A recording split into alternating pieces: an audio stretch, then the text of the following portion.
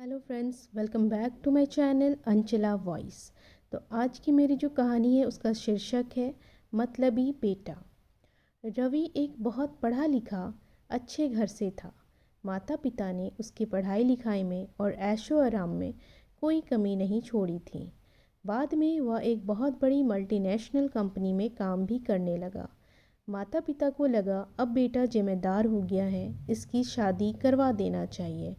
इसलिए वो लोग अच्छे घराने देखकर उसकी शादी करवा दी। थोड़े दिन तक तो सब ठीक चला, फिर घर में खटपट शुरू हो गई। बहू को अपने सास ससुर बोझ लगने लगे। वो आए दिन रवि से झूठी कहानी कहकर सास ससुर को डांट सुनवाती। बेचारे चुप रहते क्योंकि वो अपने बेटे से बहुत प्यार करते थे। 1 साल गुजर गया, रवि को भी बेटा हो गया। सब खुश थे। उसी समय उसे नौकरी में प्रमोशन मिला और विदेश भेजने की बात हुई। उसकी पत्नी बहुत खुश हो गई, पर एक परेशानी थी कि वहाँ बच्चे को कौन देखेगा। रवि ने अपनी माँ से कहा कि तुम हमारे साथ विदेश चलो, मुन्ना की अच्छी देखभाल आप ही कर पाओगी।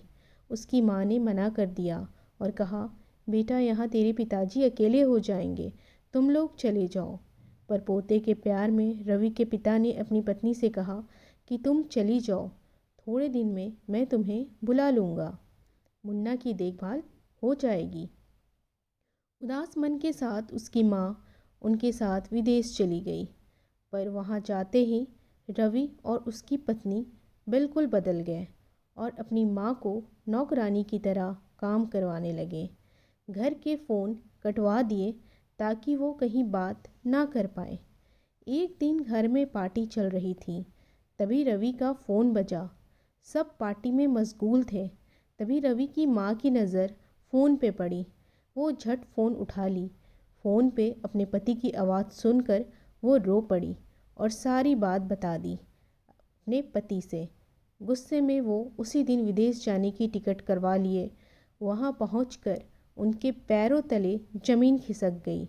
अपनी पत्नी को नौकरानी की तरह काम करते देख, रवि को अपनी माँ पे चिल्लाते देख वो बौखला गए और रवि को और उसकी पत्नी को बहुत खरी खोटी सुनाई और अपनी पत्नी का सारा सामान पैक किए और वापस चले आए। तो दोस्तों, आपको आज की ये कहानी कैसी लगी? अगर ये कहानी आपको अच्छी लगी तो इसे लाइक कर देना, चैनल को सब्सक्राइब कर देना, शेयर कर देना, ताकि मैं इसी तरह की अच्छी अच्छी कहानी आप लोगों के लिए फिर से ला सकूं।